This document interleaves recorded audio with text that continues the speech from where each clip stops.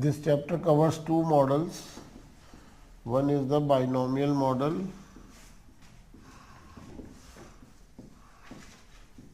and second is the Poisson model of mortality. As you know, both these distributions are discrete distributions. So we are not trying to model time of death, we are actually trying to model number of deaths. Discrete distributions cannot be used for time of death. So let us consider Bernoulli distribution first.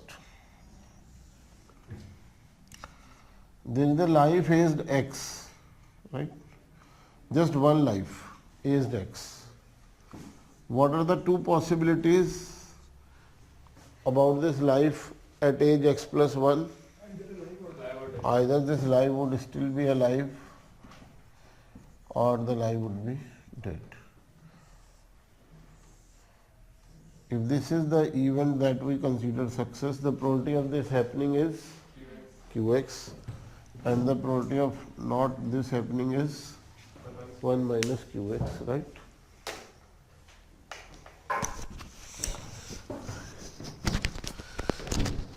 Mohit marker भिजवाना कुछ.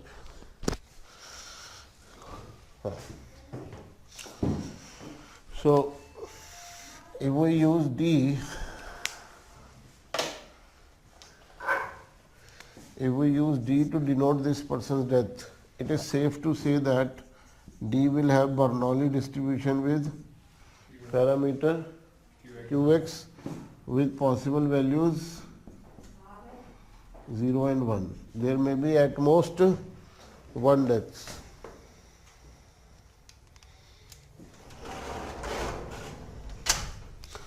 There may be at most one death, right?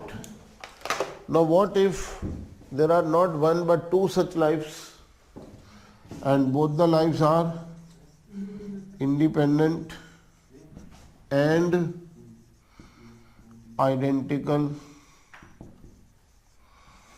IID Bernoulli का सम क्या होता है? Binomial, right? So if you think of two individuals, death of first person plus death of second person, then the distribution will not be Bernoulli, it will become binomial, right? Clear? Now let the group size be increased to n. Let us say n is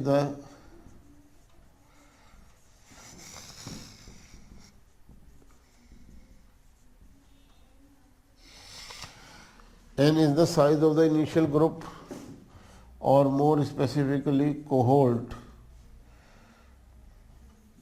of lives all aged X exact, right? And then I use dx to represent number of deaths during the year X to X plus 1. What distribution do you think dx would follow? Binomial with parameters n qx, right? Now this parameter is not known to us and this parameter is to be estimated based on observations, right? We need to find an estimate of this parameter based on our observations.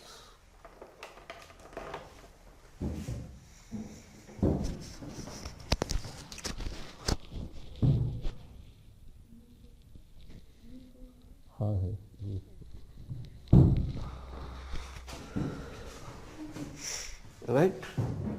So the method that you would like to use may be method of moments or method of maximum likelihood, and I tell you in advance that both the methods will produce exactly the same estimate, right? So let us write maximum likelihood estimation steps. So likelihood will be a function of unknown parameter Qx, and since you are dealing with a discrete distribution, likelihood is nothing but the probability of observing what you have observed. So what is the probability that you get to observe exactly d deaths?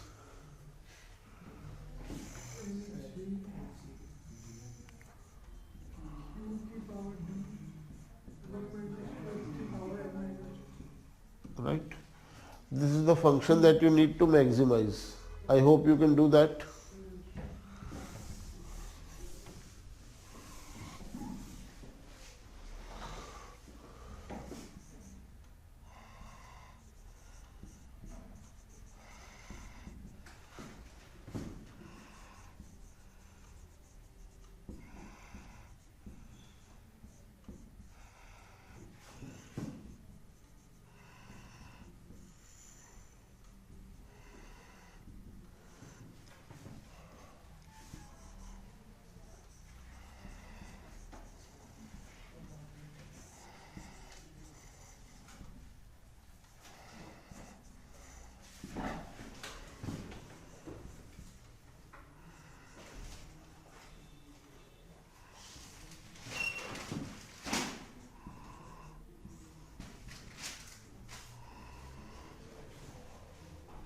Right?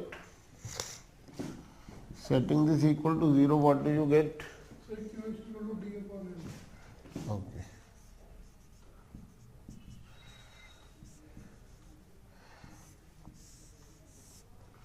This is intuitively clear also. Number of favorable cases upon total number of equally likely cases. Now, if this is the estimate, what is the estimator?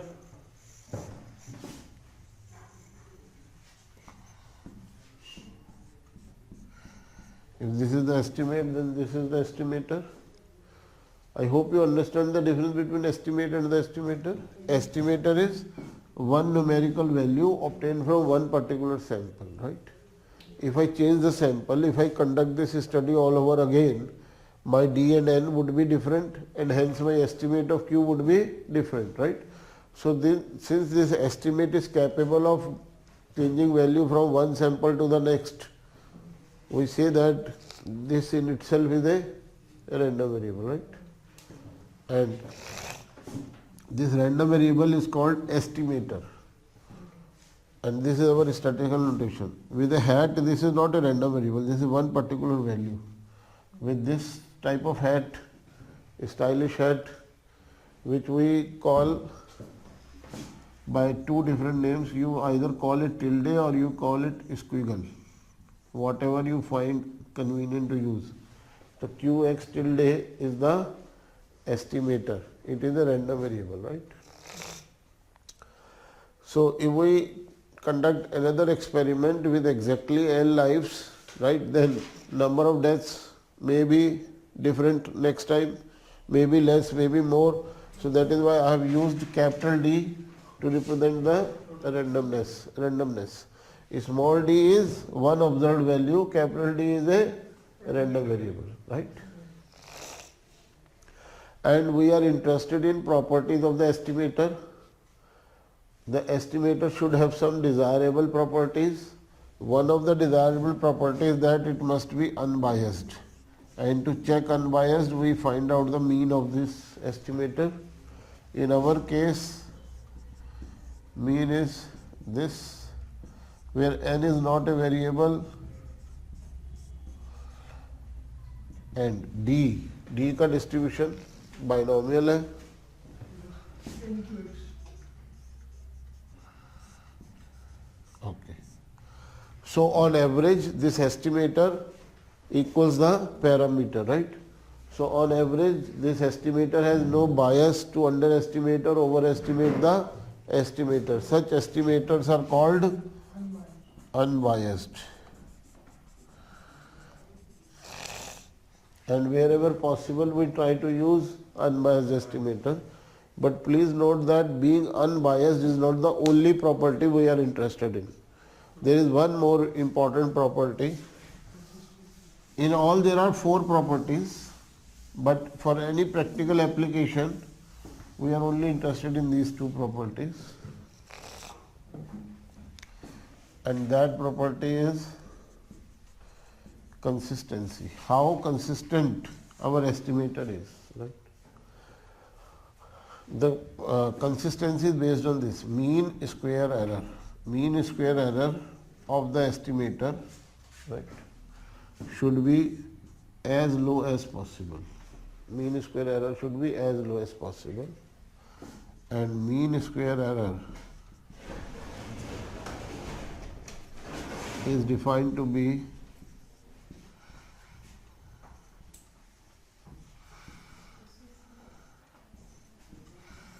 right. This is actually something like this.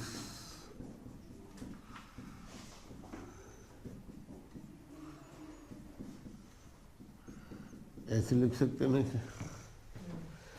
तो ये कोई variable है जिसके square का mean आपको निकालना है, right. तो you can write this as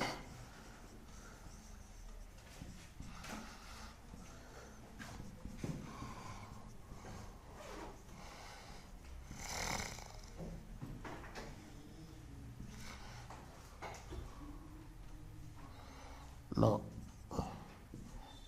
If your estimate is unbiased, what will be the value of this number? 0, right? So if you have already tested that your estimator is unbiased, then the consistency can be checked only by looking at variance. There is no need to look at the mean square error, because mean square error would be same as variance for unbiased estimator, right? So this number vanishes, and this variance is same as this variance. Variance is independent of change of origin. This is not random. This is the parameter. This is unknown parameter. This is something that we don't know, but it is not variable. It is fixed, right? But we don't know its value. So constant add subtract करने से variance पे फर्क नहीं पड़ता, right? So change of origin does not change the variance. Okay, so now let us check the variance of Qx.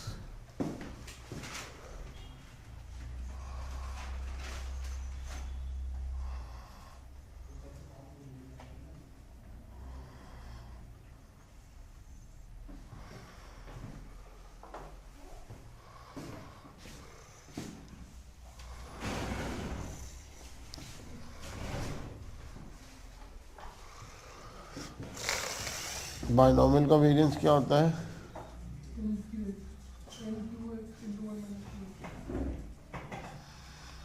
Okay, so you are left with, are you sure this is small? Yes, because Qx being probability would be surely between 0 and 1, and same for 1 minus Qx. So the product would be even smaller. Product would be even smaller, and n is a large number, right? So a fractional number divided by a large number. So we have an estimator which is both unbiased as well as consistent. So that means we can use this estimator with good degree of confidence, high degree of confidence. This is the right estimator to use. So in our binomial model, we will estimate the probability of death by taking the ratio of actual number of observed deaths divided by number of starters. Number of starters, right? Clear? ये वाला part mean square error की definition है पहले तो ये, right? Mean square error की definition है, और उसके बाद ये वाला रिजल्ट यूज करके किसी भी मीन स्क्वायर एरर को आप ऐसे लिख सकते हो, राइट? अनबायस्ड होने की वजह से इसकी वैल्यू 0 है। अगर ये अनबायस्ड नहीं होता तो ये एवरेज 0 नहीं होती। अनबायस्ड में ये एवरेज 0 होती है, नॉट फॉर बायस्ड। तो शॉर्ट में ये भी लिखते हैं, mean square error is equal to variance plus square of the bias. पर अगर बायस ही 0 है तो उसका स्क्वायर करके भी 0 ही आएगा, तो for unbiased estimator variance mean square error is same as variance. हो गया क्लियर बेटा?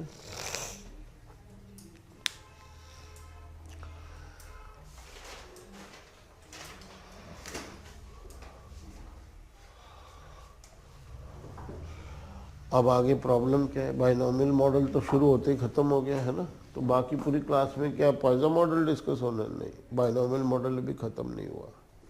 क्या खत्म हुआ है? जो खत्म हुआ है उसको हम कहते हैं it is a very very naive model, बहुत भोला भाला मॉडल है। Real life is much too complex for such a model to hold. क्या कारण है? What is the problem? नहीं, वो तो कोई बात नहीं, कोई किसी का मुंह देख के नहीं मरता, कस्में वादे चाहे कोई कितनी भी करे, ठीक है? आज तक तो ऐसा हुआ नहीं है। तो deaths of two different individual is considered independent of each other, right? Identical, ठीक है, वो उसके हमारे तरीके हैं जो हम चैप्टर एक सेकेंड ये हो क्या रहा है?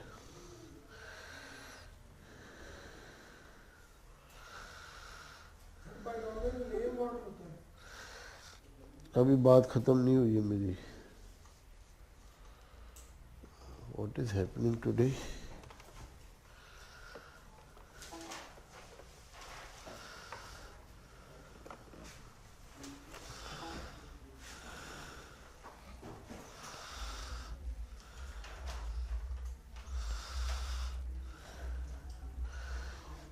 Saumya,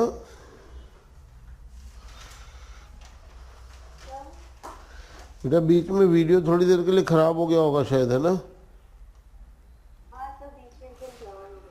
and what you call left hold this part? आपके जो हैंड है उसके पीछे मत देखना, बट बीच में when you were explaining the live model ना, then I could not hear or see anything, but you Right. could write anything. अब तो ठीक है ना वीडियो? हाँ, अब सही है. I hope you did not miss much. No, I did not miss anything at all. Right. Rewa आपका बेटा कुछ? Live, हाँ वो मैं अभी एक बता, बार से live model बता दीजिए दोबारा. हाँ मैं बता रहा हूँ। रीवा आपका तो कुछ मिस नहीं हुआ बेटा?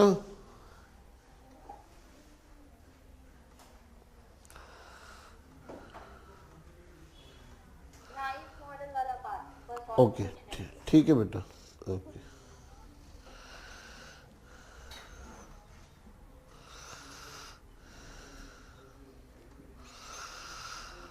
चलो,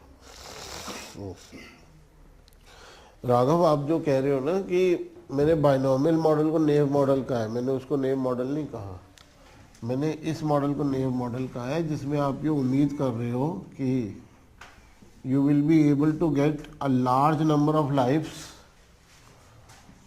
all aged x exact। इसको मैंने नेव मॉडल कहा, राइट?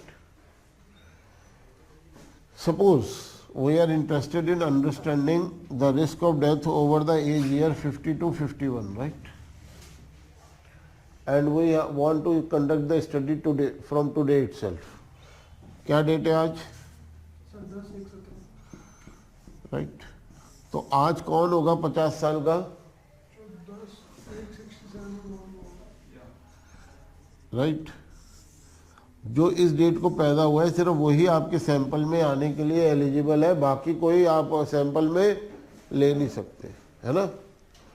क्योंकि अगर आपने 9 तारीख वाले को ले लिया तो उसकी एज 50 साल 1 दिन है, और आपने 11 तारीख वाले को ले लिया तो उसकी वो अभी हुआ नहीं है 50 साल का।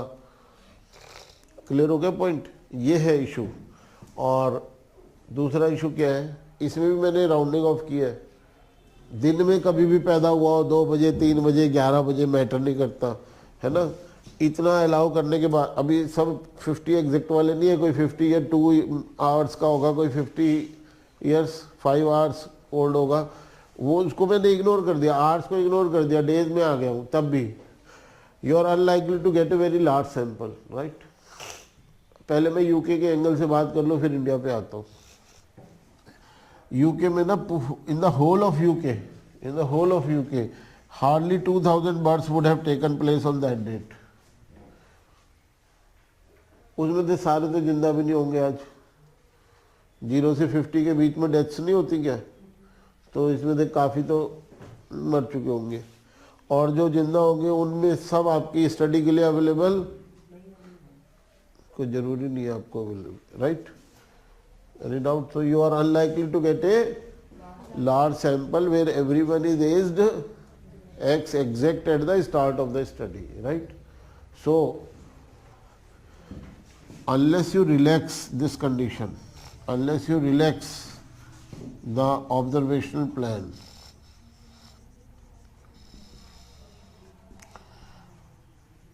you are unlikely to get a large sample. इसलिए मैंने कहा था थ्योरी में ये मान लेना कि लार्ज नंबर ऑफ लाइफ्स मिल जाएंगी, ये वन थिंग. प्रैक्टिकल में मिल जाना क्वाइट अनदर थिंग, राइट? अगर मिल जाए तो मॉडल बहुत अच्छा है, मॉडल में सारी डिजायर्ड प्रॉपर्टीज है, मॉडल में पैरामीटर जो अननोन है उसका एस्टिमेशन स्ट्रेट फॉरवर्ड है, बड़े आराम से एस्टिमेट आ जाएगा, और उस एस्टिमेटर में वो सारी डिजायर्ड प्रॉपर्टीज होंगी जो स्टैटिस्टिक्स में बताया गया हमें जरूरी है, राइट? मॉडल तो बहुत अच्छा होगा.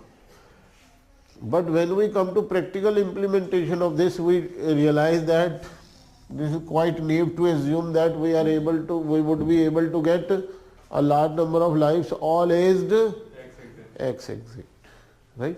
Clear हो गया? तो मॉडल तो ठीक है, बट रियलिस्टिक assumptions के साथ अगर हम आए तो हमें क्या मानना पड़ेगा?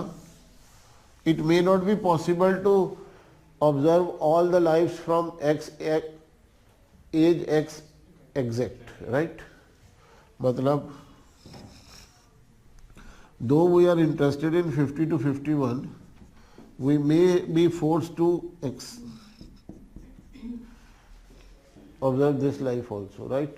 So observing this life would not tell us about the risk during the first month of the year, but we could still observe the life for the next 11 months, right?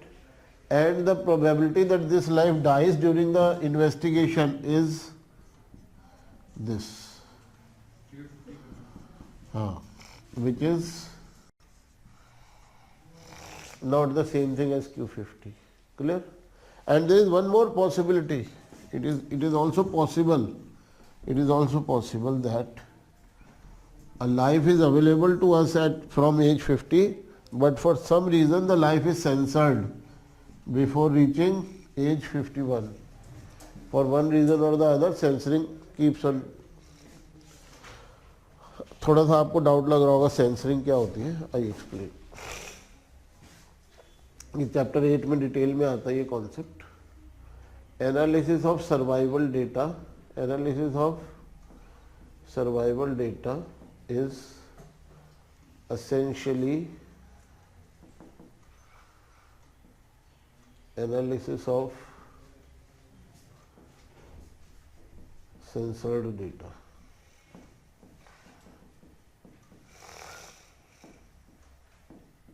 Why we say so?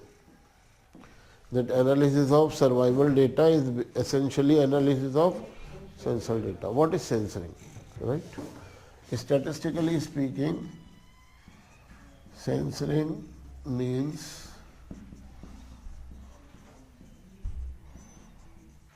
loss of information, loss of desired information.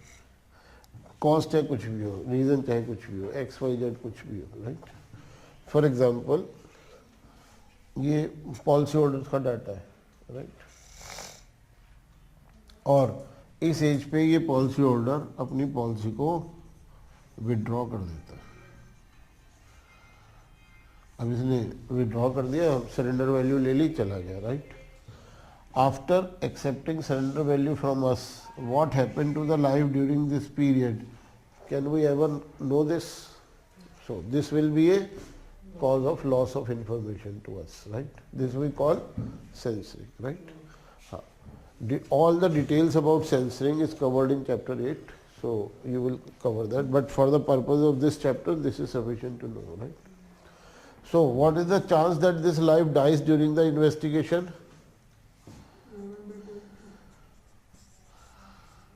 Right? 50 पे investigation शुरू हुई है, next 11 month पे मर गया, only then we get to know the death, otherwise we will not know it. Again, this would not be same as Q50. Right? तो हमने क्या किया है, हमने अपने मॉडल को जनरलाइज किया है by knowing fully well that in any practical situation,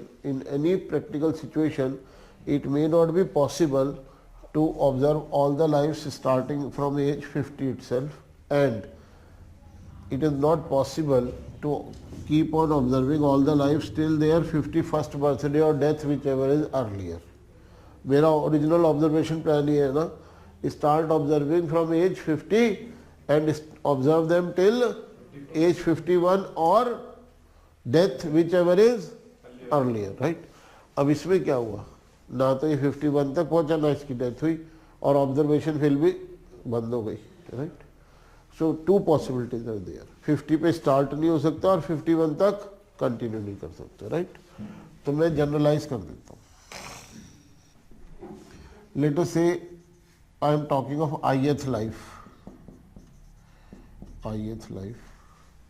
So the investigation of ith life starts at exact age x plus ai, and for some reason it may not continue till age x plus 1, it may stop at x plus bi. The only conditions on ai and bi is that ai can't be negative, ai can't be greater than bi, and bi can't be greater than 1. Please note, मैंने is equal to का use किया है. Some of the B I's may be 1, some of the B I's, some of the A I's may be 0, right? So जिस life का A I 0 है, मतलब उसकी investigation exact age x से start हो रही है. जिन लाइफ्स का बी आई 1 है, मतलब उनकी investigation exact age X plus 1 तक कंटिन्यू हो रही है, राइट? तो there would be some life with A I 0 but B I not equal to 1.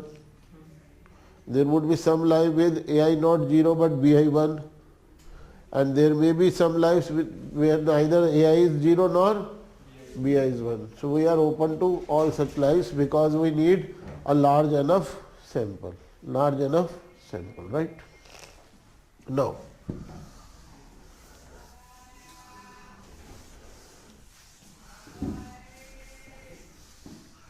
next step.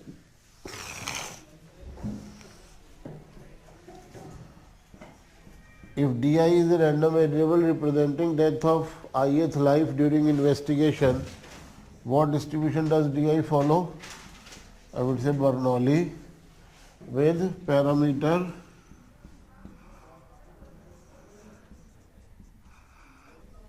right. Similarly, death of jth life, Mr. J, also follow Bernoulli but with parameters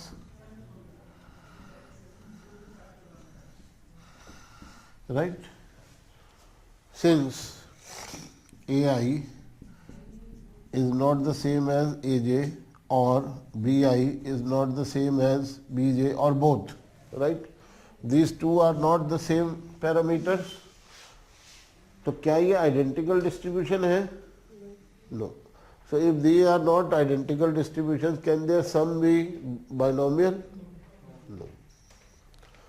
So if you read your book, the heading is actually binomial type models. जो हमारा name model था वो exactly binomial था. ये binomial से मिलता जुलता है, बट इसमें it is not exactly binomial, right? Clear? Just tell me two things and then we can move further. Can you write this probability function, Bernoulli का probability function? And second, can you give me this figure, please?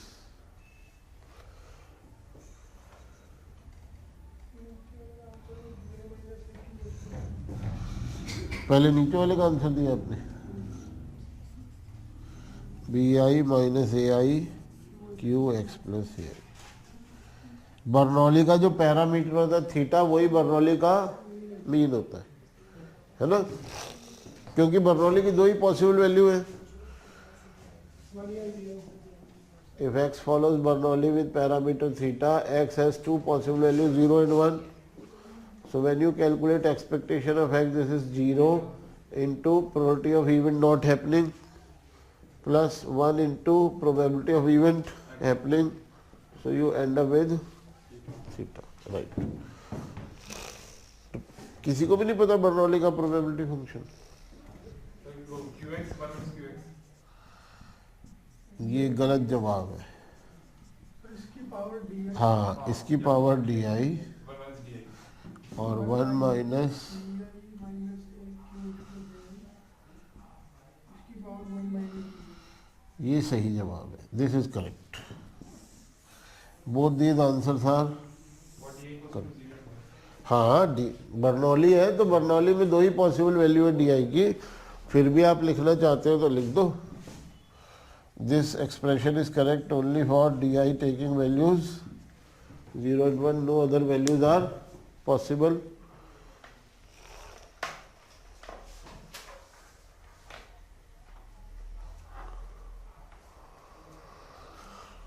Got this?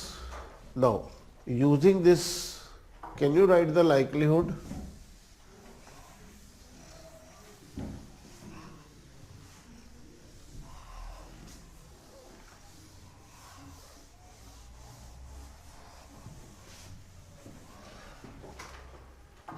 But please note how many parameters are there to be estimated now. In general, there are n parameters. The first parameter is, the second parameter to be estimated is, so on up to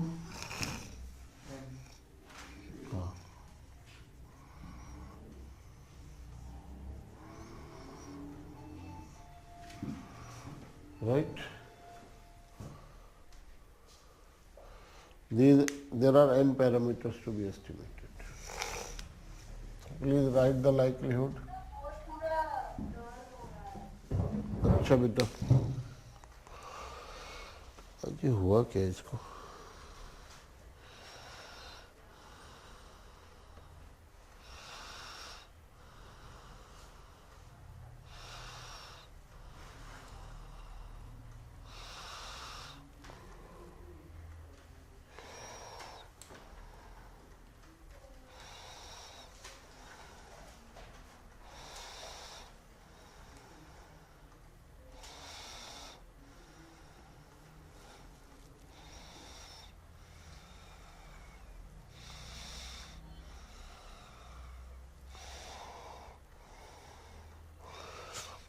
अभी ठीक हो गया ना बेटा?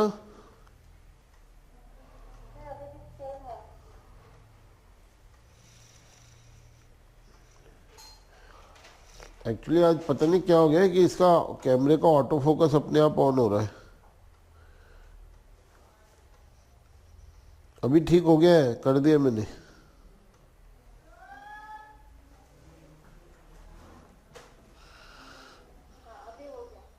Right, तो the likelihood will be a function of an unknown parameters. तो वो सारे पैरामीटर एक साथ लिखने के बजाय मैंने क्या लिख दिया, Q, Q as a vector, right. हाँ, एंड फॉर कन्वीनियंस एक काम करें, let us call this Q1, let us call this Q2 and let us call this Qn, right. हाँ, तो लिखो लाइकलीहुड क्या होगा। ये अगर एक का लाइकलीहुड है तो बाकी n का क्या होगा, मल्टीप्लाई हो जाएगा। Product I start from 1 to n bi minus ai q x plus ai raise to power di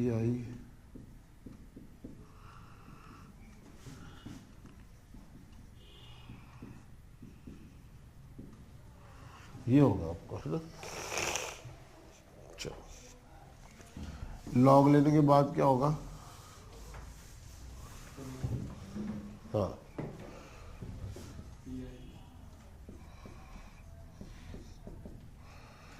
summation D I into natural log of,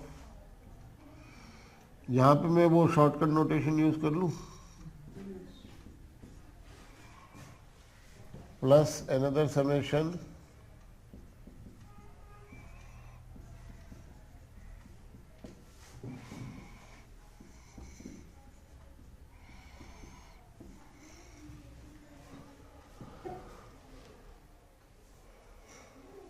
right.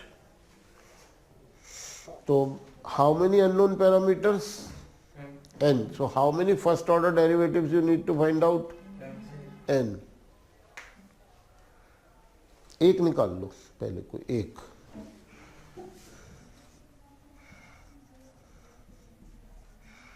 Okay, ये निकाल लेते, ये जनरल आइडिया दे देगा सारी सारी डेरिवेटिव।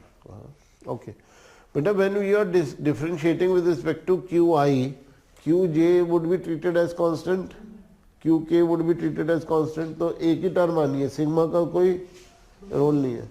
इस समेशन में बाकी जितनी भी टर्म है वो सब हमारे लिए कांस्टेंट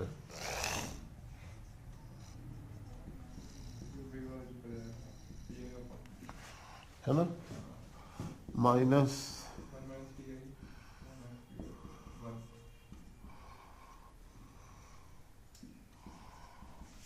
ये आ रहा है, क्लियर।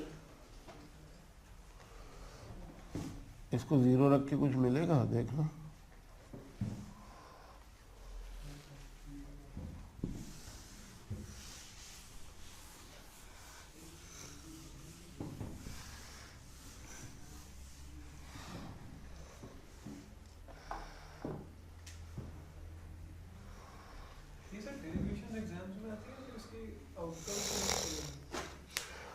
थोड़ा सा डाइसी मामला है यहाँ पे। Mostly CT4 is application oriented paper, CT4 is mostly application oriented paper, but surprise की तरीके से डेरिवेशंस आती है।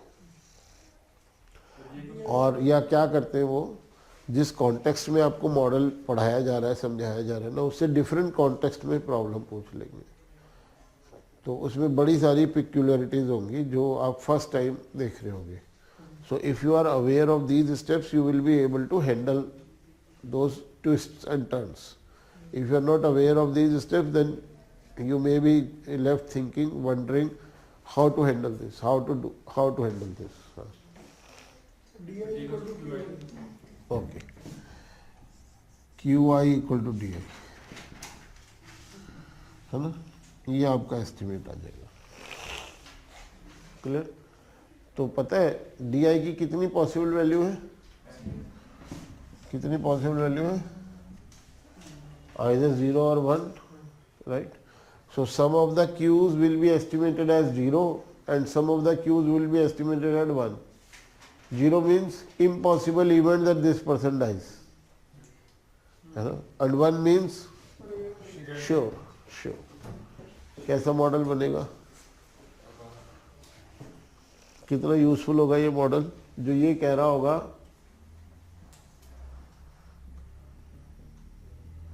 ये तो इम्पॉसिबल इवेंट है क्योंकि इसकी डेथ हुई नहीं है उससे, और ये श्योर इवेंट है। ऐसे ही तो एस्टिमेट आएंगे आपके, है ना, ये श्योर इवेंट है। ऐसा अजीबोगरीब सा मॉडल बनेगा, होगा किसी काम का।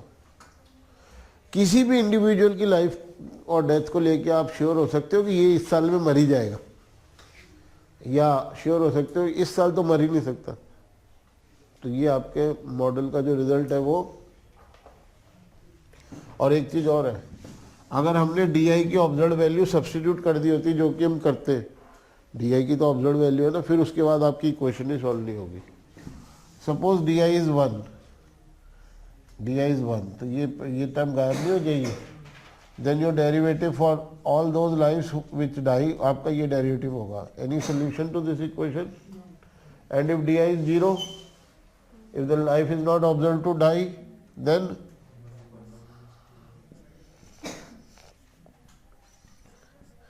any solution to this equation? तो सॉल्व इसलिए हो गया कि आपने डी आई की जगह उसकी ऑब्जर्व वैल्यू पहले नहीं सब्स्टिट्यूट की, बाद में सब्स्टिट्यूट की. पहले सब्स्टिट्यूट कर दोगे तो इक्वेशन ऐसी बनी है, सॉल्वेबल नहीं है, right. So this highlights limitation of the maximum likelihood method. This highlights the limitation of the maximum likelihood method. Maximum likelihood estimation हर जगह हर सिचुएशन में कामयाब हो ही जाएगा ऐसा नहीं है. We make a very brief note about this in CT3 but we don't take it seriously, क्योंकि CT3 में हम सिर्फ वही केसेस पढ़ाते हैं जिसमें लग जाता है maximum likelihood estimation, right. There are many situations where maximum likelihood estimation fails. Clear हो गया. तो फिर क्या करें? दूसरा मेथड क्या होता है हमारे पास? Method of moments. चलो मेथड ऑफ मोमेंट्स ट्राई करते हैं. क्या करते हैं मेथड ऑफ मोमेंट्स में? पॉपुलेशन को सैंपल मोमेंट से कंपेयर करते हैं, यही करते हैं ना. चलो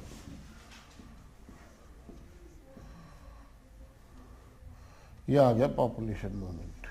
एक्सपेक्टेड नंबर ऑफ डेथ्स, पहला मोमेंट यही होगा ना, विच इज ऑब्टेन्ड एज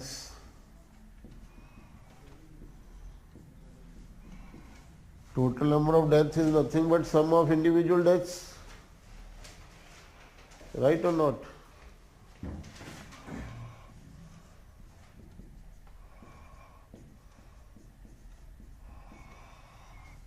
कर सकते हैं ऐसे.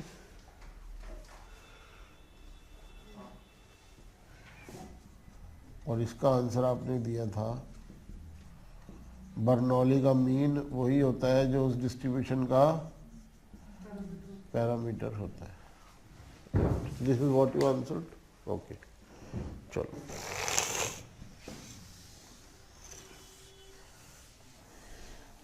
ये तो हो गई आपकी expected number of deaths, right. Expected number of death को एक्चुअल ऑब्जर्व डेथ के इक्वल रख दो, मोमेंट एस्टिमेट आ जाएगा. लो जी रख दिया. How many equations? One equation.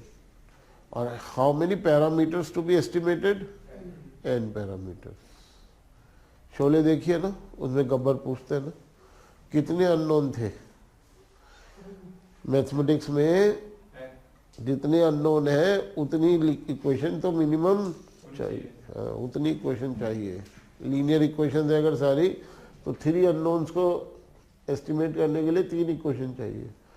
तो यह प्रॉब्लम क्या है? n unknowns and only 1 equation. So method of moments also breaks down. इसके लिए इसी को तो कहते हैं the devil lies in the details. जब तक नेम मॉडल था बड़े आराम से सब कुछ सॉल्व हो गया था, सारी डिजायरेबल प्रॉपर्टीज भी मिल गई थी उसके अंदर. But when we went into details considering real life situation, क्या हुआ? न मेथड ऑफ मैक्सिमम लाइक्लीहुड काम आ रहा, न मेथड ऑफ मोमेंट्स काम आ रहा, राइट. तो हम करेंगे क्या इसके आगे? We must reduce the dimension of the problem.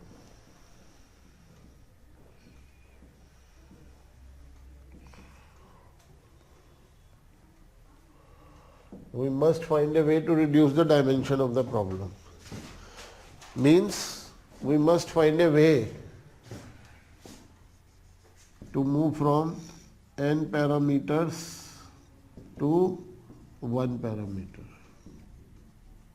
हमारा ओरिजिनल जो ऑब्जेक्टिव था वो भी एक ही पैरामीटर एस्टिमेट करने का था, और वो पैरामीटर क्या था? QX, right. So we must find a way to express this number in terms of QX. So we need to find a way to express this number in terms of QX, and this we must do for all I 1 to n, right? So once we reduce our problem to one parameter, then this equation may be helpful to us, and then we may proceed and find out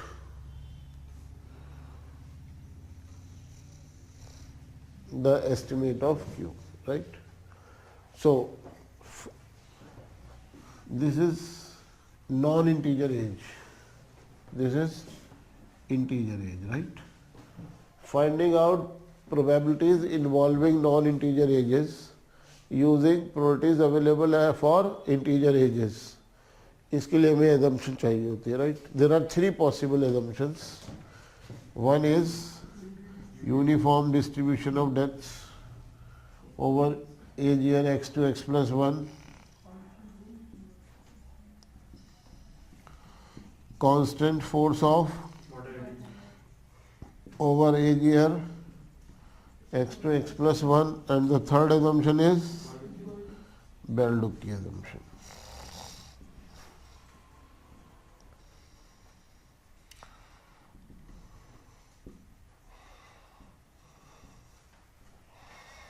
Right? These two assumptions we have already covered as part of chapter 7. If you were part of the group, you know already we have done this as part of chapter 7, right? So we will not spend much time here, we will do it briefly. Bell-Ducki we have not done. Chapter 7 में नाम आता है Bell-Ducki का, right? But we have deferred it till chapter 10, so today we will focus on Bell-Ducki assumption, right? So let us first briefly recap uniform distribution of death, right? For all s in the range 0 to 1, SQX becomes s times QX. ये है UDD assumption. ये मैं आपको पूरे steps नहीं बता रहा हूँ, ये फाइनल रिजल्ट है UDD assumption का. बट प्लीज नोट इसमें s नॉन इंटीजर है पर x तो इंटीजर है, राइट? ओके. अगर x भी ये स्टार्टिंग एज भी नॉन इंटीजर हो जाए, right, then the formula is this.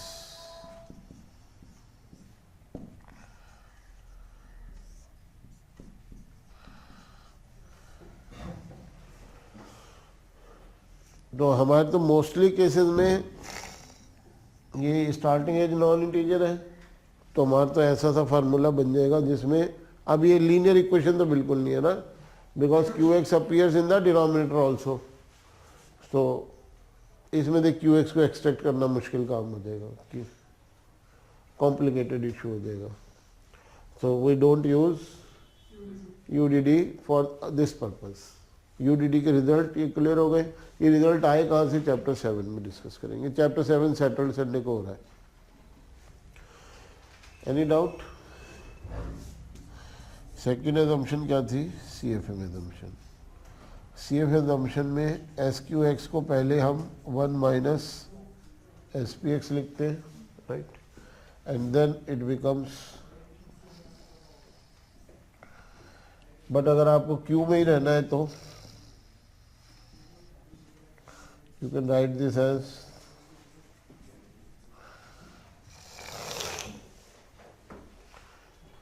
right.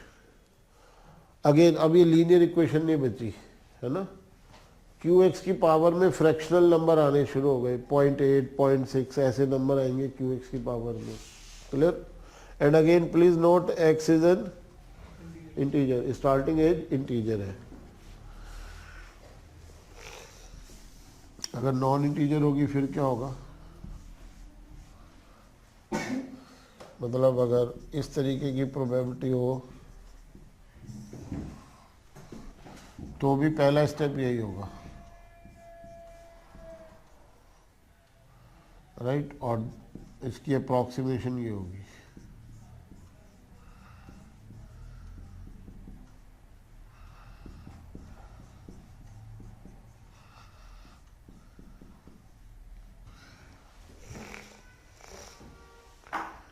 Again, we lose the simplicity of working with linear equation. Mathematical tractability का loss हो जाता है. So we don't use this approach also, right? Now let us turn our attention to Bell-Duke assumption, which we are going to study for the very first time.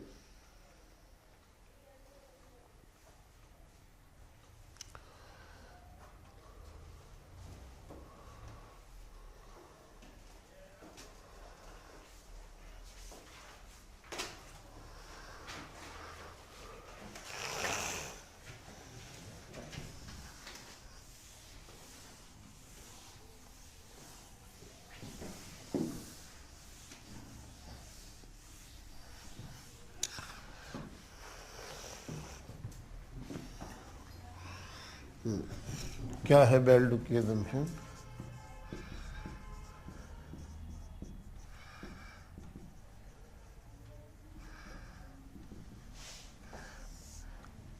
Like the other two assumptions, this is also only for one integer age here, x2 x plus 1. Under Bell-Duke assumption, 1 minus t q x plus t for all t in the range 0 to 1 is approximated as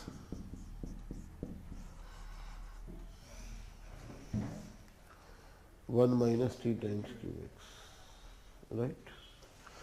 So it means that if you are dealing with a situation like this, you can approximate it as, right? If you are dealing with a situation like this,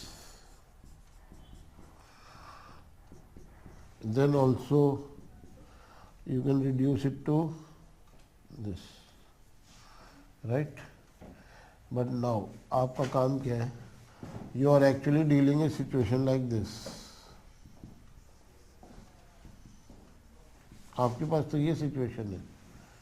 This is not 1.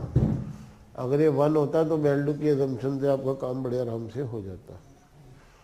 मतलब अगर कोई right censoring नहीं होती, सिर्फ left truncation नहीं होती, कोई right censoring नहीं होती, सब ने x प्लस 1 तक आपके पास रहना था, ये फिक्स होता, फिर तो Bell-Duke assumption फटाफट लग जाती है, राइट. अभी आपको थोड़ा सा एफर्ट करना पड़ेगा. You need to write this number in terms of these two numbers. Can you do that please? Please start.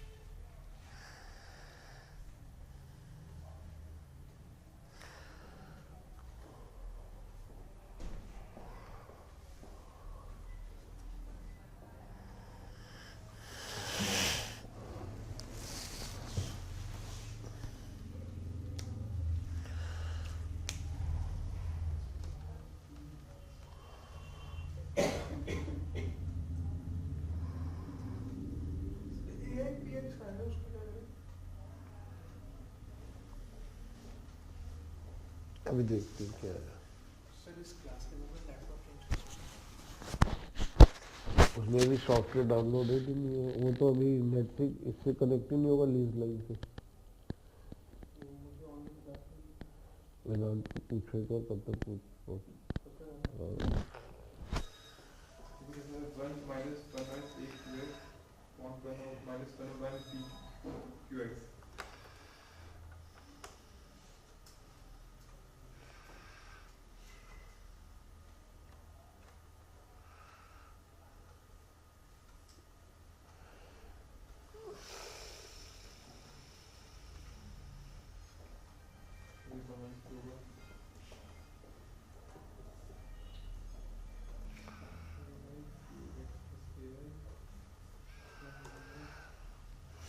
Riva, Soumya, can you hear me?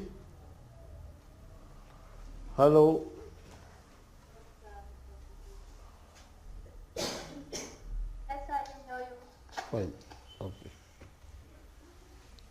हाँ, तो आप लोगों का ये आंसर आया होगा. कई बार स्टूडेंट ये मिस्टेक भी कर देते हैं, शायद आपने भी की हो ये mistake.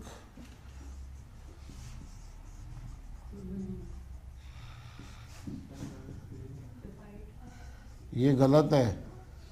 This is wrong. This is incorrect. क्यों इनकरेक्ट है ये?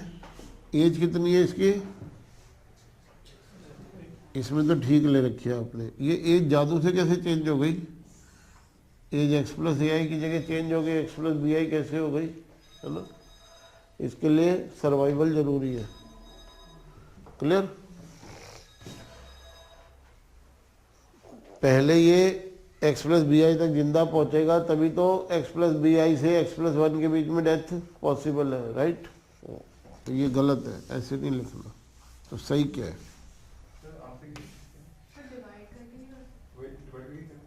डिवाइड करके लीनियर इक्वेशन बचेगी क्या? देखते हैं अभी.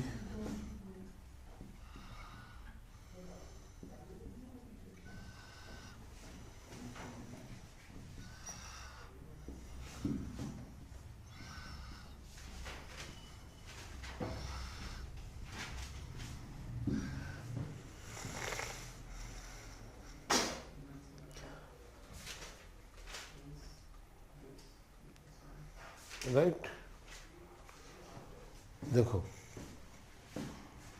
इस line either the life dies during this period, ठीक है, और the life dies during, but in order to die during this period the life must first survive to the start of this period.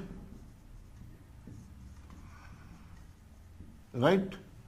So probability of dying over this period minus probability of dying over this period. So we are left with probability of dying over this remaining period. Right? ये correct है. पर इससे problem solve हुई क्या? somehow. जिससे पीछा छुड़ाने की कोशिश कर रहे थे वो वापस आ गया. आसमान से गिरे खजूर में अटके. ओके. इसकी जगह तो है ना हमारे पास अप्रोक्सीमेशन. हाँ, इसका क्या किया? इसको 1 माइनस क्यू लिखा और क्यू इज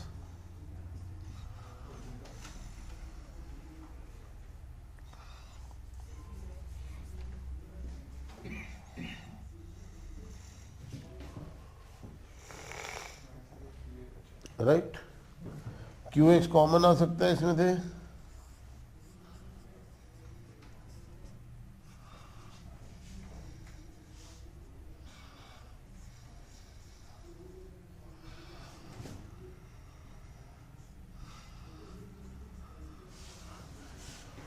अभी इसका क्या करना है ये अभी अब डिस्कस करते हैं.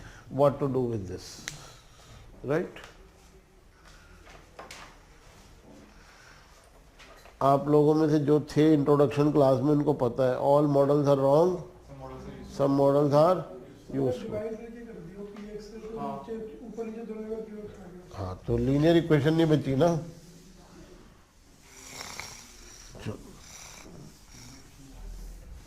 Right? So after UDD, after Bell-Duke assumption, we may write this as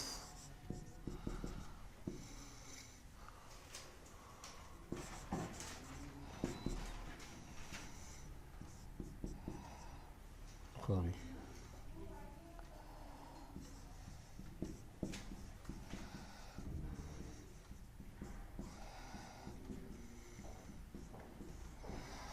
Right?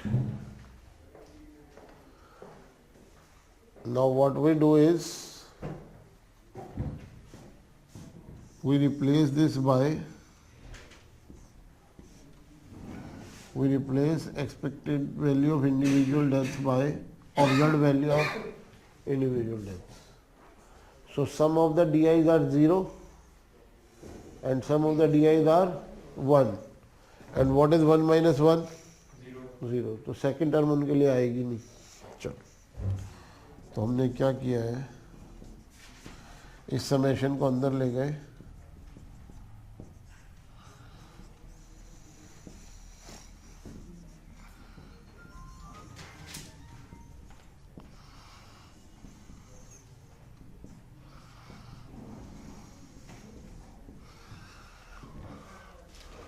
Right. D I तो सब ऑब्जर्व है, डी आई की तो ऑब्जर्व वैल्यू सब्स्टिट्यूट कर दी, तो क्या बचा?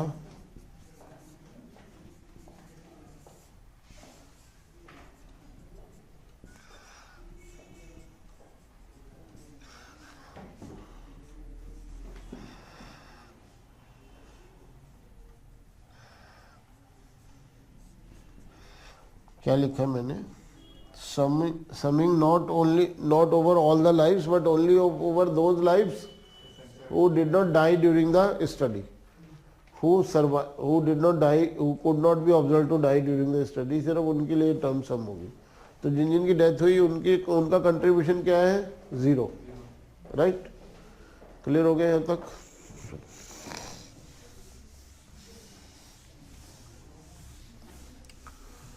To this number in the bracket we give a name. Bracket में जो नंबर बचा है इसको हमने एक नाम दे दिया है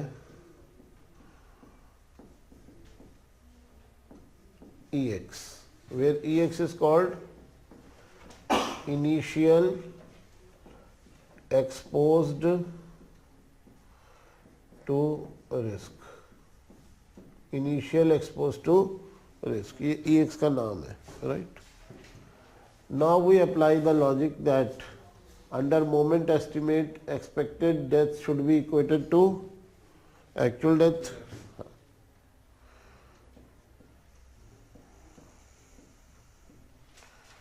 For a moment's estimate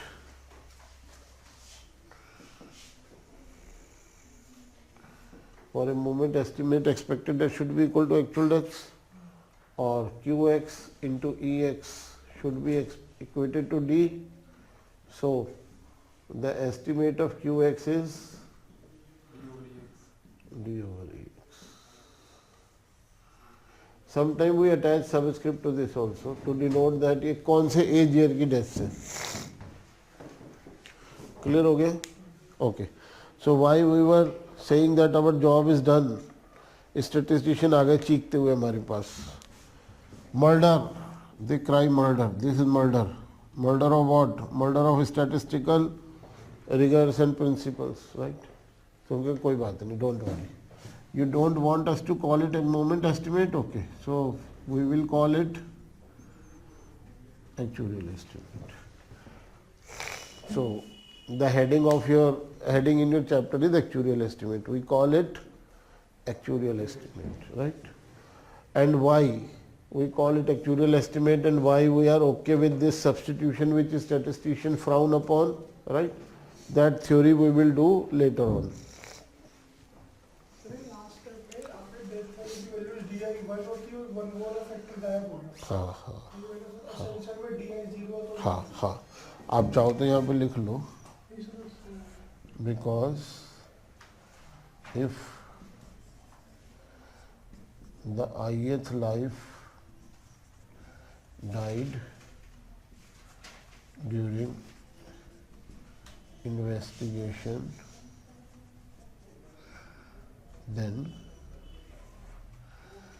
DI would be 1, and 1 minus DI into 1 minus BI would be 0, right? Clear हो गया? देयर इज हाँ हाँ सर जो हमने DI minus AI P of x plus AI का स्टेप किया था 1 minus expected value of DI, तो हमने सीधा इसमें क्यों नहीं पुट करा सबसे पहले DI minus AI Q of x plus AI को 1 minus PI P में चेंज करके? ये P है, नहीं, जब हम मोमेंट एस्टिमेट कर रहे थे तब भी हमने एक expected value of DI एक स्टेप और लिख लो। हमने जबरदस्ती 1 minus AI 1 minus BI लाए, जबकि सेम हाँ जबरदस्ती लाए, वो ठीक है, वो पर वो क्यों लाए वो भी समझा रहा हूँ, उसके बेनिफिट्स क्या है वो भी समझा रहा हूँ, ठीक है। लाए तो हम ही है, अपने आप थोड़ी आए, वो आराम से थोड़ी आ रहा था, जबरदस्ती तो हमें करनी पड़ी उसके साथ, okay. But there are benefits to this, वो आपको अभी क्लियर होगा when we analyse E X. E X क्या है?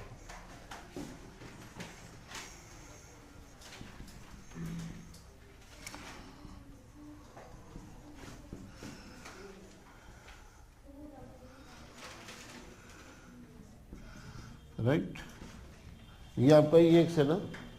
Late me manipulate it a bit, then I will explain the logic behind our methods. There is no madness here, there is a method, there is the underlying principle. ठीक है, statistics के riggers को हमने follow नहीं किया, but हमने कोई murder भी नहीं किया है। चलो बेटा, इसका मतलब है ऑल लाइफ्स, है ना, all lifes whether they died और वेदर दे, तो can I split the first term into two, summation over deaths plus summation over censored, कर सकते हैं सर? तो मैं पहली टर्म को दो पार्ट में लिख रहा हूं, summation over those who were observe to die plus summation over those who were not observe to die for one reason और the other.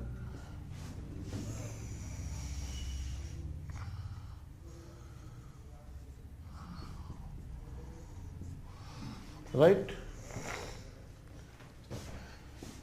Can I club these two terms together? Okay. So by clubbing these two terms together, I get this.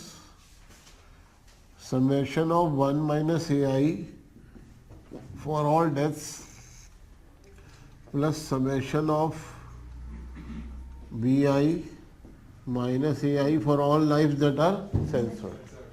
Right? This is also one of the expressions used for ex. ex का ये original expression तो है ही, दूसरा जो expression use किया जाता है वो ये, right. Now there is one more manipulation to be done, after that I will explain you the methodology.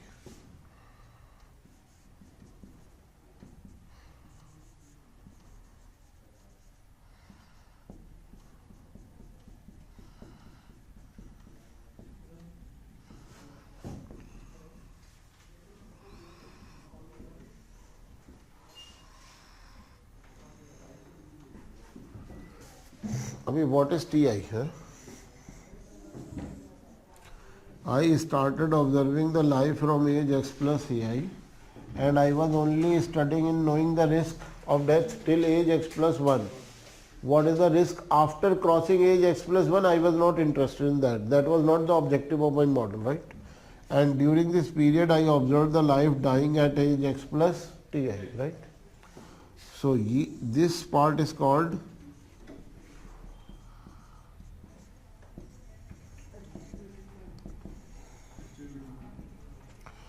actual waiting time, मतलब time spent for waiting for the risk event to occur. आपके laptop में series का chapter 5 हुआ है, तो आप इसमें copy कर अभी की तुरंत.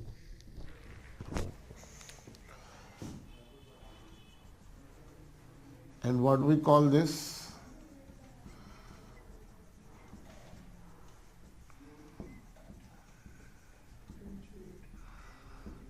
Potential waiting time. This is called potential waiting time, right? Had this life not died at time Ti, this life could have died for this period also. So that is the definition of potential waiting time. तो मैंने इसको split किया जानबूझ के, तो मैं इसको अलग इंटीग्रेशन में ले जाऊंगा, इसको अलग समेशन, दोनों का समेशन स्प्लिट कर रहा हूँ. बट ये एक्चुअल वेटिंग टाइम मींस कि आप टीआई तक सरवाइव कर गए हो. हाँ हाँ, यहाँ पे डेथ हुई है ना, तो यहाँ तक सरवाइव किए, उसके बाद डेथ हुई ना. इतना वेट करने के बाद यमराज जी ने दर्शन दिए. हाँ.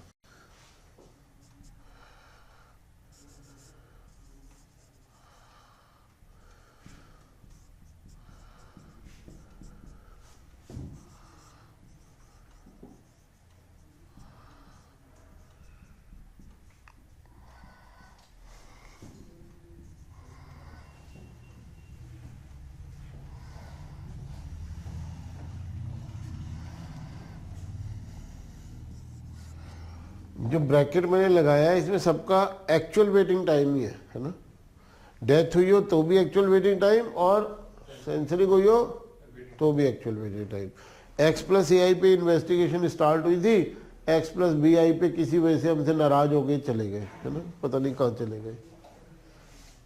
इसको कहते हैं ECX, central exposed to risk.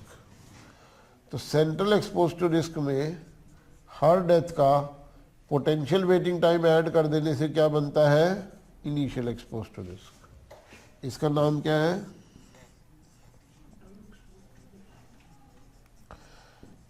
Central exposed to risk, और in very simple terms actual observed waiting times, actual observed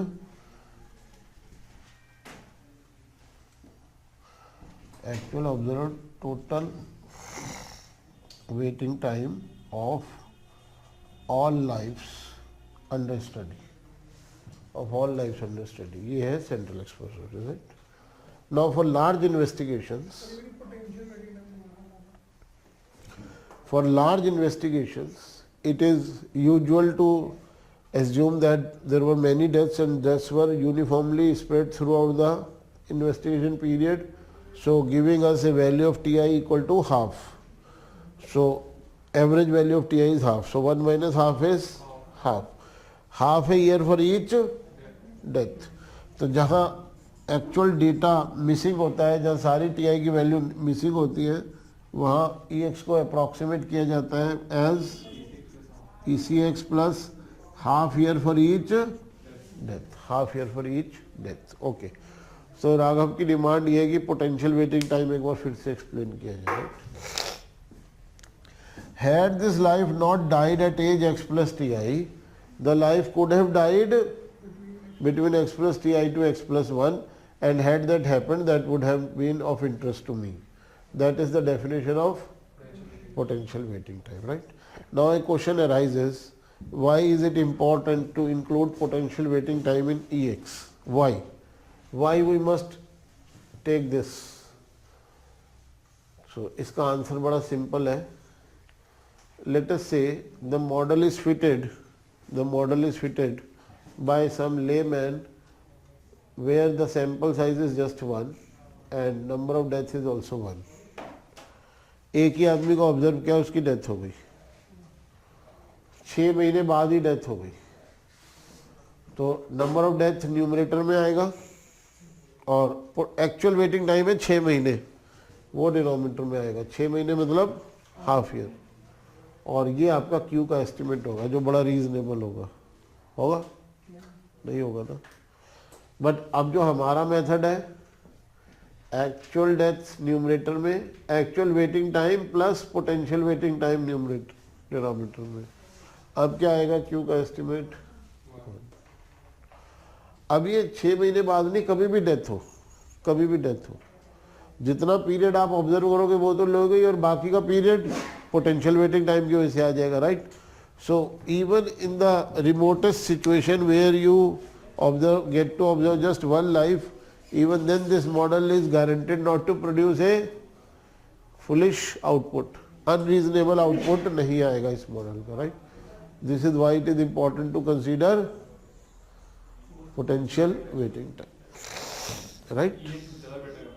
नहीं, इस पर्टिकुलर मॉडल के लिए when we are interested in QX, then EX is the right denominator. ये clear हो गया आपको? चलो, इस अप्रॉक्सीमेशन के ऊपर 3 कमेंट्स हैं जो हम चैप्टर 11 में डिस्कस करेंगे, right.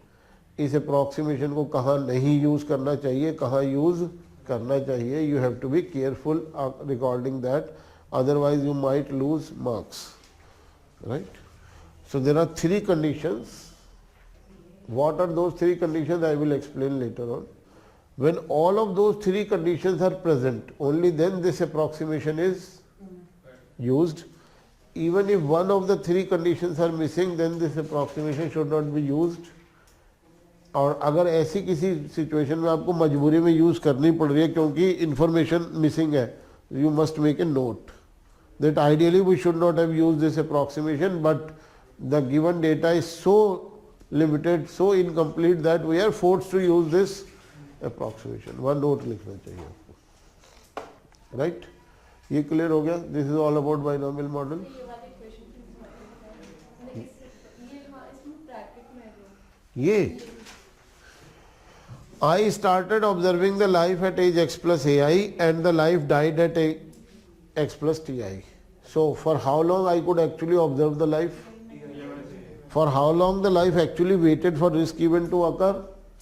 Ti minus ai. So this is actual waiting time for the life that died. I started observing the life at age x plus ai and I could observe him till age x plus bi, and at that age the life was lost to the investigation. The life was censored, whatever might be the cause. क्यों गई छोड़ के हमें नहीं पता, but beyond this age we could not observe. So for how long the life waited for the risk event to occur? bi minus ai. For how long could I observe this life? For a period, for a duration of bi minus ai. हाँ, total exposed to risk. Clear? Any doubt? Sure. So this is all. हम probability का estimate number of deaths divided by waiting time कैसे ले सकते हैं? हाँ, क्यों नहीं ले सकते? बिल्कुल ले सकते.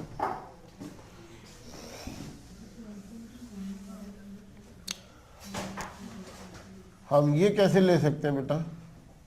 हम नेव मॉडल में वापस पहुंच गए हूँ. ये कैसे ले सकते हैं? उसमें दोनों नंबर है. नहीं, उसमें दोनों नंबर नहीं है. ये EX ही है. This is EX. क्यों? रीजन क्या है?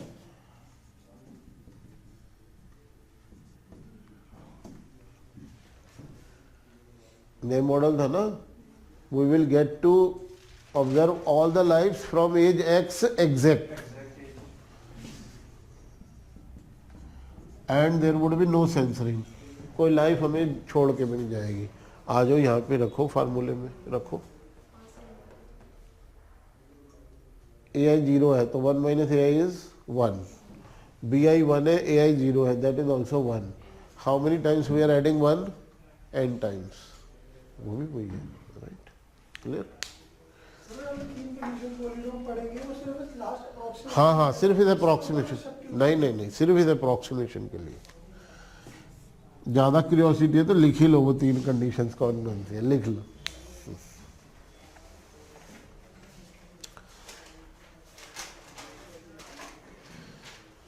सबसे पहला, व्हेन स्टडी इज लार्ज. अब स्टडी लार्ज दो तरीके से हो सकती है बेटा. या तो सैंपल साइज ही लार्ज हो. वो कहाँ से होगा? ह्यूमन बींग्स है ही नहीं इतनी क्वांटिटी में. वैसे तो बहुत है, कई बिलियन में है, पर हमें क्या चाहिए? सिर्फ ब्रिटिश मेल्स एज 50. वो तो बहुत सारे नहीं है ना, राइट? तो दूसरा तरीका क्या है स्टडी को लार्ज बनाने का? We run the study for a number of years, 5 yearly study, 10 yearly study, right? So when the study is large, that means the period of investigation is large, usually 5 years. ये पहली condition है, right? Second condition क्या है? We are interested in only one decrement. We are interested in only one decrement. Multiple decrement वाली situation नहीं होनी चाहिए. जैसे कि हेल्दी सिक डेड. हेल्दी आदमी बीमार भी पड़ सकता है और डेथ भी हो सकती है ना. ये मल्टीपल डेक्रीमेंट की सिचुएशन हो गई. मल्टीपल डेक्रीमेंट की सिचुएशन चैप्टर 4, 5, 6 में आएगी. वहाँ ये अप्रॉक्सीमेशन बिल्कुल भी यूजफुल नहीं होगी. And third condition, the decrement rate और द रिस्क रेट और द हजार्ड रेट एक ही बात है, शुड बी लो. पहली बात तो सिंगल डेक्रीमेंट होना चाहिए, और दूसरी बात उस सिंगल डेक्रीमेंट का भी डेक्रीमेंट रेट या हजार्ड रेट बहुत लो होना चाहिए. तीनों में से एक भी कंडीशन अगर वायलेट होगी. एक मुझे क्वेश्चन याद आ गया, पास्ट पेपर का क्वेश्चन है, जिसमें जो फुटबॉल के बड़े बड़े खिलाड़ी हैं, पेले वगैरह जो लेजेंड्स है ना, उनके नाम दे रखे हैं. 6 लेजेंड्स के नाम दे रखे हैं. और उनका डेटा दे रखा है, स्टडी कब स्टार्ट हुई, उनकी डेट ऑफ बर्थ क्या है, सेंसरिंग हुई तो किस डेट पे हुई, डेथ हुई तो किस डेट पे हुई, ऐसे जो है क्वेश्चन दे रखा है। उसमें जिसने भी ये अप्रॉक्सीमेशन यूज़ किया ना उसको नंबर नहीं दिए, स्टडी एग्जामिनर रिपोर्ट में साफ लिखा हुआ है कुल 6 लाइफ है। तो स्टडी लार्ज है नहीं। और दूसरी बात, सारी एक्चुअल डिटेल्स अवेलेबल है। It is possible to calculate each AI, it is possible to calculate each BI। तो जो चीज़ एग्जैक्ट कैलकुलेट हो सकती है, we don't need an assumption where exact information is available. जहाँ एग्जैक्ट इन्फॉर्मेशन अवेलेबल है, मैं इसको तो नहीं देखूंगा, मैं अपनी मर्जी चलाऊंगा, मैं अपनी अजम्पशन के हिसाब से काम करूंगा, राइट। उसमें साफ लिखा था जिसने भी अप्रॉक्सीमेशन यूज किया हमने उसको मार्क्स नहीं दिए, राइट। टोटल 6 लाइफ है और उसमें से भी सिर्फ 1 या 2 की डेथ हुई है, तो सिर्फ 2 लोगों का पोटेंशियल वेटिंग टाइम ऐड करना था। उसके लिए आपने क्या किया, 1 ईयर पूरा ऐड कर दिया, जबकि दोनों का पोटेंशियल वेटिंग टाइम मिला के 1 ईयर नहीं बनता उसमें।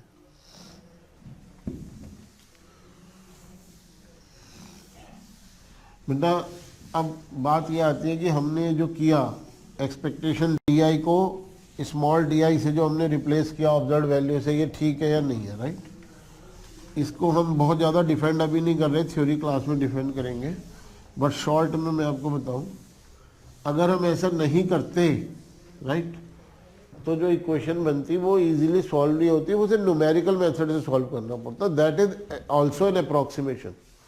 Solving A equation using numerical method is also an approximation, right. So it is only thing is my approximation versus your approximation, right. This is one thing. Ultimately आपको भी कहीं ना कहीं अप्रॉक्सीमेशन करनी पड़ेगी। आप कहोगे मैंने स्टैटिस्टिक्स के रिगर के साथ कॉम्प्रोमाइज नहीं किया, मैंने तो न्यूमेरिकल अप्रॉक्सीमेशन किया, right. The second thing is when risk rate is low and the sample size is large enough, right? So where I arrive at through my approximation and where you reach after your approximation is same. The final results do not differ much, right? So this is parsimonious argument. We are just being parsimonious with time and energy. हमारा result आपका result same है, clear? Okay. So the last model in this chapter is Poisson model. And why we consider Poisson model? Poisson model या Poisson distribution के बारे में आपको एक चीज पता होगी, this is an extremely good distribution for rare events, है ना। So human death rare event है या नहीं है? Human death rare event नहीं है। चलो मैं एक एग्जाम्पल से बात करता हूँ। आप जिस रेजिडेंशियल कॉलोनी में रहते हो, मान लेते हो उसकी पॉपुलेशन 3000 है, 3000 लोग रहते हैं उस रेजिडेंशियल कॉलोनी में। कितनी दिन ऐसा होता है एक महीने में जब आप घर वापस पहुंचो पढ़ के तो पता चले समवन इज डेड, किसी का विकेट गिर गया, वो डाउन, पूरे मोहल्ले में कोई डेथ हो गई है। How many days it happens? उसमें सब लोग हैं, 70-80 साल के बुजुर्ग भी हैं। हाँ, पूरे साल में 15-20 दिन तो ऐसे निकल ही जाते होंगे, 2-3, ठीक है। तो ह्यूमन डेथ इज 5000 के सैंपल में 1 या 2 इवेंट होंगे, 4 हो जाएंगे, ज़्यादा ज़्यादा 6 हो जाएंगे, and that too over a period of 1 year, right. अगर ये रेयर इवेंट नहीं है तो रेयर क्या होता है, राइट। रेयर इवेंट का मतलब ये होता है बेटा, लो नंबर ऑफ सक्सेसेस की प्रोबेबिलिटी हाई और लार्ज नंबर ऑफ सक्सेसेस की प्रोबेबिलिटी लो। अर्थक्वेक को रेयर इवेंट इसीलिए बोलते हैं। एक साल में एक भी अर्थक्वेक नहीं आएगा, इसकी काफ़ी हाई प्रोबेबिलिटी है। एक आएगा, इसकी भी काफ़ी हाई प्रोबेबिलिटी है। एक साल में 25 अर्थक्वेक आएंगे, है ही नहीं, ऑलमोस्ट जीरो है ना। 100 अर्थक्वेक आएंगे, बोल लो, क्लियर है? हाँ हाँ, क्लियर। चलो, तो Poisson model is good for rare event and human death is a rare event. दूसरी प्रॉपर्टी जो पॉइजन मॉडल की बहुत ही अट्रैक्टिव है हमारी सिचुएशन के लिए, Poisson is a very easily scalable model. Poisson को स्केल अप स्केल डाउन करना बहुत आसान है। आपने किए हुए ऐसे question.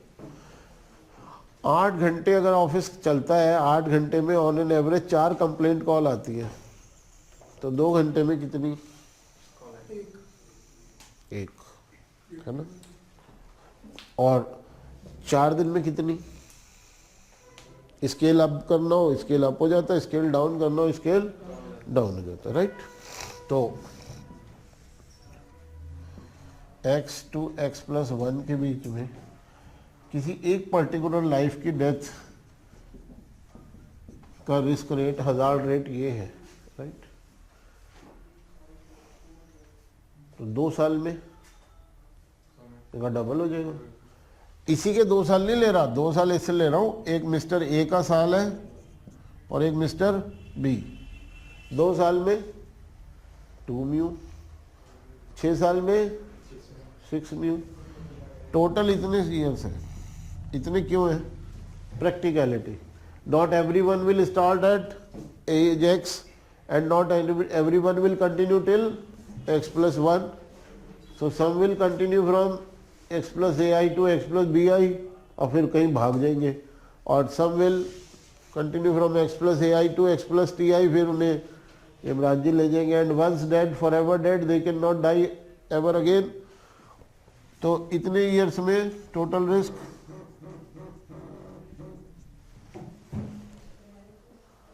Right? So number of deaths in a large group will follow a Poisson model with parameter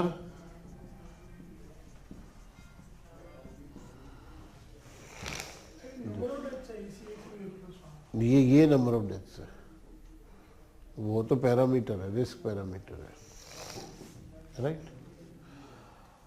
अब इसमें प्रॉब्लम क्या है, ये पता नहीं है, ये एक ऐसा पैरामीटर है जो नोन नहीं है। तो क्या करें, निकाल लेते हैं लाइक्लीहुड से। likelihood will be a function of one unknown parameter, है ना? And again we are dealing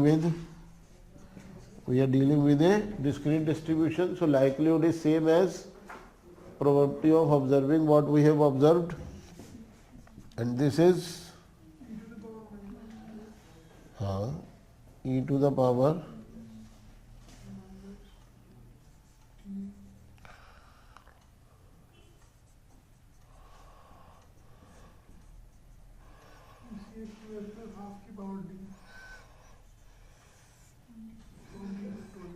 right.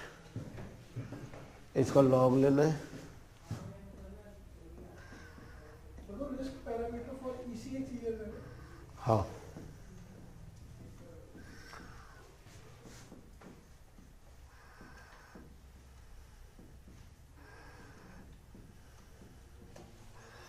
Right.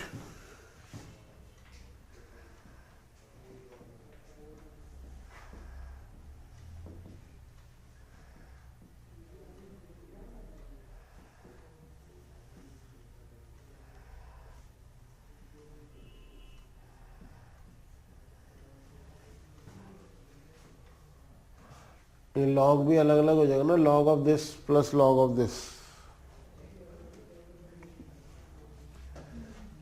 इसको हटा दो ना, कॉन्स्टेंट्स में चला गया ना, ये नहीं हटाओगे तो भी कट जाएगा, फिर उसकी चेन रूल की वजह से कट जाएगा, चेन रूल की वजह से कट जाएगा, राइट?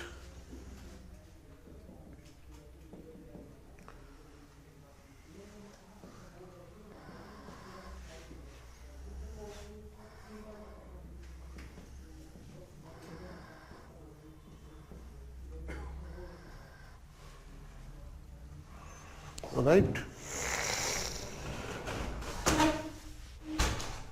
क्लियर? देखते हैं अब ये अगर एस्टिमेट ये, तो एस्टिमेटर क्या है?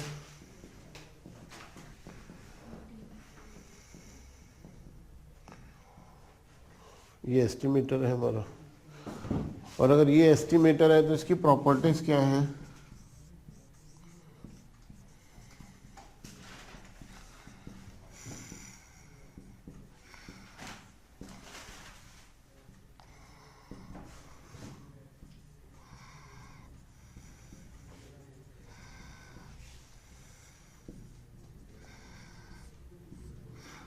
तो अनबायस्ड है,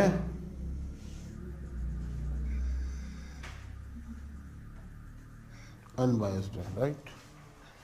कंसिस्टेंट है, देख लेते हैं अभी, कंसिस्टेंसी भी चेक कर लेते हैं।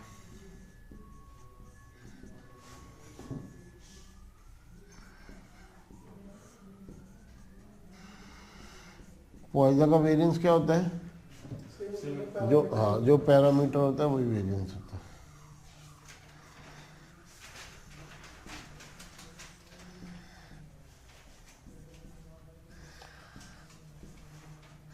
which is going to be 0, है ना? What is the estimate of the variance?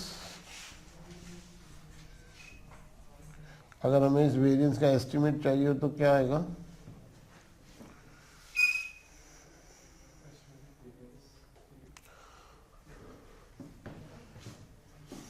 इसका एस्टिमेट रख दो, ये अननोन पैरामीटर है ना, तो variance is given in terms of unknown parameter, तो वेरिएंस का एस्टिमेट चाहिए तो पैरामीटर का एस्टिमेट रख दो।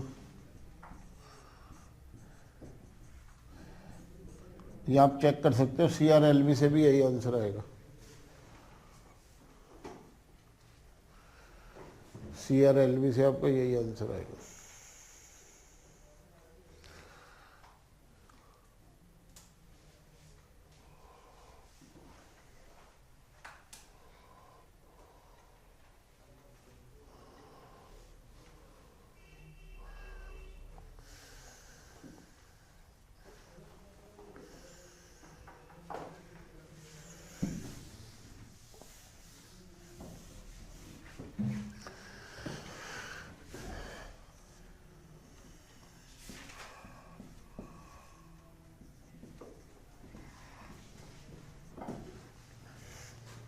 Last topic for the today's class, whether this is a good model or a poor model, right?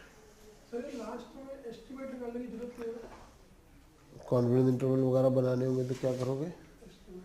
Point estimate तो आ जाएगा, ऐसे ये पॉइंट एस्टिमेट तो आ जाएगा, इसका कॉन्फिडेंस इंटरवल पूछ लिया तो कैसे निकालोगे? उसके लिए चाहिए होगा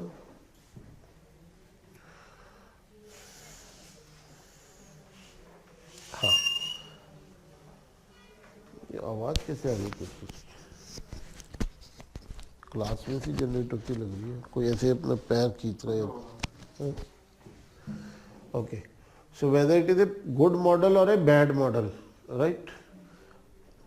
तो दो आर्ग्यूमेंट हैं, इनका जवाब देखो आप क्या दोगे। पहला आर्ग्यूमेंट ये है कि if you start with observing 1000 lives, it is not possible to observe 1001 deaths और 1010 डेथ्स और 1050 डेथ्स, पॉसिबल नहीं है ना। बट पॉइजन की रेंज क्या होती है? 0 to infinity। सो पहला argument, in your model this is not 0, number of death exceeding the size of the initial sample, ये एक पॉसिबल इवेंट है आपके मॉडल में, जबकि रियल लाइफ में ये पॉसिबल नहीं है ना। 1000 लोगों के सैंपल में 1010 डेथ हो ही नहीं सकती।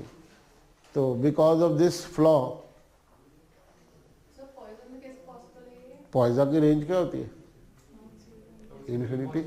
तो इन्फिनिटी में n से बड़ी वैल्यू आ गई नहीं आ गई, राइट? ये पहली प्रॉब्लम है। दूसरी problem, ECX which depend upon observed values of AI, observed values of BI and observed values of TI cannot be constant. It will change from sample to sample, right? And while you are working out the properties of your estimator, you treated ECX as constant. तो ECX को constant क्यों माना आपने?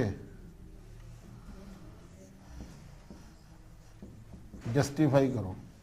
और अगर आप पे इन दोनों ऑब्जेक्शंस का आंसर नहीं है तो पॉइजन मॉडल एक पुअर मॉडल है, ये एक्सेप्ट करो। है आप पे कोई argument?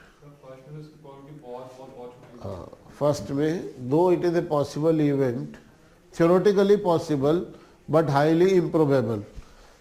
Poison is a distribution for rare events, large number of events हो, 300 अर्थक्वेक आ जाए, तो हमारा पहले का जवाब ये है, दो this is not exactly zero, it is approaching zero. Suppose the answer is like this, 1 in a billion, 1 in a billion, 1 in a 1 in 10 billion, that is as good as zero for our purposes, right? So it is not a big defect, it is not a significant defect highlighted by you. So we don't care of this objection and we regard our model as good model, right? वैसे एक बात बताओ, 52 cards होते हैं आपके गड्डी में, can you draw 60 cards out of that? Yes, with replacement. You can draw even 10,000 cards, right? Replace करते जाओ. But can we observe human life's death with replacement? If we can. मतलब जैसे किसी की डेथ हुई, हमने उसकी जगह किसी दूसरे को ऑब्जर्व करना शुरू कर दिया. एक पॉलिसी होल्डर मर गया तो दूसरे पॉलिसी होल्डर को स्टडी का पार्ट बना लिया. Then we can observe. Okay. And then we can make our ECX also constant. क्योंकि हमारी नंबर ऑफ लाइफ्स कभी चेंज ही नहीं होती. मरता हम उसकी जगह दूसरा ले आते हैं, वो दूसरे की ऑब्जर्वेशन काउंट होनी शुरू हो जाती है. और फिर पहला 8 महीने में मरा, उसके रिप्लेसमेंट को बाकी 4 महीने ऑब्जर्व कर लिया. So each and every life would be observe for 1 year. कोई सेंसर्ड हो गया तो उसका रिप्लेसमेंट ले आए. कोई 10 महीने के बाद सेंसर्ड हुआ, अगले 2 महीने उसका रिप्लेसमेंट ऑब्जर्व कर लिया. सुनने में अच्छा लग रहा है but not practicable. Such an observation plan is not practicable. पहली बात तो जिस एज पे बंदा मरेगा या सेंसर्ड होगा, एग्जैक्ट उसी एज का रिप्लेसमेंट आपको मिल जाएगा, ये सोचना अपने आप में बहुत बड़ी विजुअल थिंकिंग है. और दूसरी बात, अगर आप पे रिप्लेसमेंट्स हैं, रिजर्व टीम है आपके पास, include them in your initial study and you will have a larger sample and you will have much better estimates. तो ये प्रैक्टिकेबल नहीं है, राइट? अब रही बात ECX को कांस्टेंट क्यों मानते हैं, this we will continue tomorrow, right? Because the answer lies partly in chapter 11 and the answer is very important, very significant for chapter 11 also. And there is an argument called Swerdrup's rule. Swerdrup's rule. So we will start our tomorrow's class. Tomorrow Wednesday, मैं गलत नहीं बोल रहा हूँ, Thursday को आपको होती है रेगुलर क्लास, बट वेडनेसडे को है और थर्सडे कोई क्लास नहीं है. वेडनेसडे के बाद अगली क्लास फ्राइडे को होगी. वेडनेसडे फ्राइडे में चैप्टर 11 फिनिश हो जाएगा और सैटरडे संडे आप लोग चैप्टर 7 कर लो जिसका भी रहता है, राइट? तो सिर्फ 8-9 का इशू रह जाएगा. 12th अगले वीकेंड पे होगा, 12th 13th उसके बाद होगी. नेक्स्ट वीकेंड चैप्टर 7 हो रहा है, राइट? हाँ, सैटरडे संडे में चैप्टर 7 होगा. इंट्रोडक्शन भी हो जाएगी. So you will be par with most things, right? So with that today's class is over.